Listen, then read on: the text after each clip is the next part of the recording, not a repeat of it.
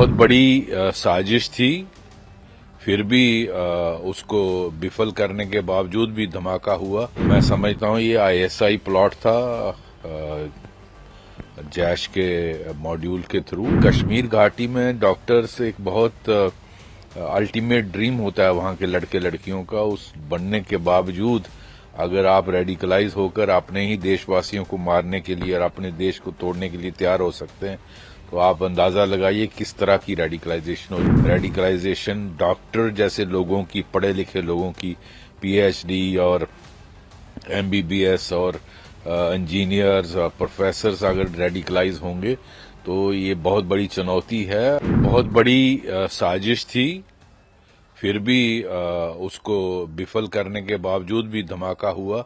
मुझे लगता है ये सारे डॉक्टरों का जो मॉड्यूल था, इसको वस्त करने के बाद जो कल सुसाइड बम्बर बना डॉक्टर उमर नबी, वो पुलवामा का कहते हैं रहने वाला है और उसने इस धमाके को अंजाम दिया जिसमें लगभग 10 लोगों की जान चली गई और बहुत सारे जख्मी हैं। मैं समझता हूँ ये आईएसआई प्लॉट था जैश के मॉड्यूल के थ्रू और वो डेस्परेट थे कुछ करने के लिए, क्योंकि 2014 से वो भारत के हिंटरलैंड में कोई बड़ा हादसा नहीं कर पा रहे थे, तो इसीलिए इस तरह का मॉड्यूल, ये एक दिन की साजिश नहीं है, मुझे लगता लंबी काफी महीनों की साजिश है। जिस तरह से इस मॉड्यूल को लाया गया और इसको किस तरह से डॉक्टरों को भेजा गया और उनको इस्तेमाल किया गया। और कश्मीर घाटी में डॉक्टर्स एक बहुत अल्टीमेट ड्रीम होता है वहां के लड़के लड़कियों का, उस बनने के बावजूद अगर आप रेडिकलाइज होकर अपने ही देशवासियों को मारने के लिए और अपने देश को तोड़ने के लिए तैयार हो सकते हैं, तो आप अंदाजा लगाइए किस तरह की रेडिकलाइजेशन हो रही है और इस फ्रंट पे हम क्या काम कर रहे हैं, ये देश को देखना होगा। रेडिकलाइजेशन डॉक्टर जैसे लोगों की, पढ़े लिखे लोगों की, पीएचडी और एमबीबीएस और इंजीनियर्स और प्रोफेसर्स अगर रेडिकलाइज होंगे तो ये बहुत बड़ी चुनौती है और इस फ्रंट पे काम करने की जरूरत है। अभी ज्यादा काम इस फ्रंट पे भारत में और जम्मू कश्मीर में नहीं हुआ। जी, आपको लगता है कि आतंकवादी जो है लोकल लोगों का सहारा लेके इस तरह की हरकतें कर रहे हैं?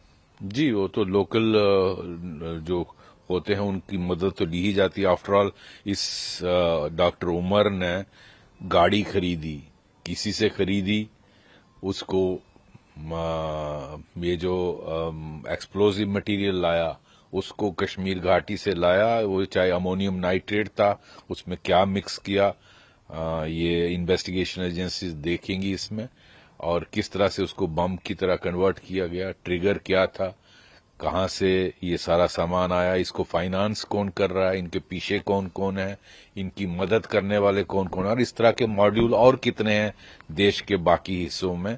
सिर्फ दिल्ली और फरीदाबाद की बात नहीं हो रही, बाकी देश के हिस्सों में भी इस तरह के मॉड्यूल जो आईएसआई आए दिन करती रहती है, उसको भी उन सबको हमें उनका पर्दाफाश करना पड़ेगा और ये इंश्योर करना पड़ेगा कि हमारे अंदर के लोग पाकिस्तान के हाथों नहीं खेलें। और अंदर आफ्टर ऑल ये जो डॉक्टर इस्तेमाल हुए हैं वो हमारे अंदर के लोग हैं और उनको पाकिस्तान इस्तेमाल कर पा रहा है, ये मैं समझता हूं बहुत बड़ी चुनौती है। हमें देखना है कि हमारे अंदर इस तरह के और कितने लोग हैं जो पाकिस्तान के इशारों पे काम करने के लिए और इस देश को तोड़ने के लिए, हमारे देशवासियों को मारने के लिए तैयार हो जाते हैं रेडिकलाइज होकर। धन्यवाद। Subscribe to One India and never miss an update. Download the One India app now.